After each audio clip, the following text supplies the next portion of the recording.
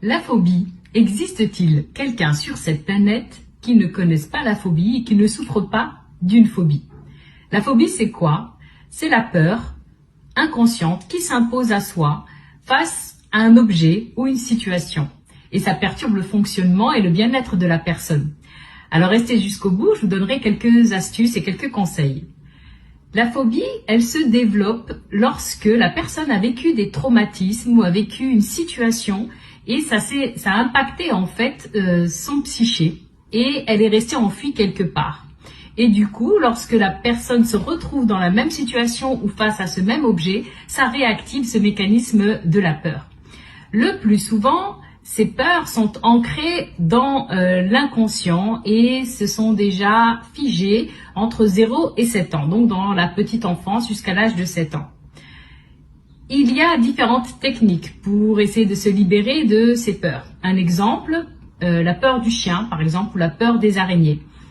On va avoir recours notamment à l'hypnose ou à la thérapie cognitivo-comportementale. Ce sont deux outils vraiment intéressants qui vont pouvoir aider justement dans le traitement des différentes phobies.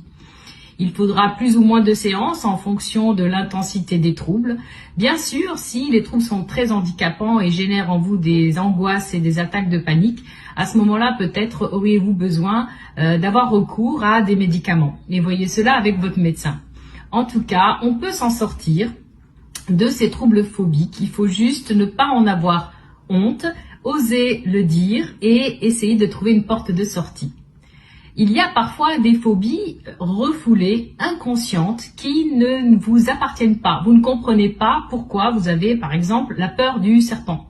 Il n'y a pas de raison. D'ailleurs, les phobies en soi, on ne sait forcément pas pourquoi. Il y a certaines situations où on le sait parce que, par exemple, moi, j'avais la phobie du chien.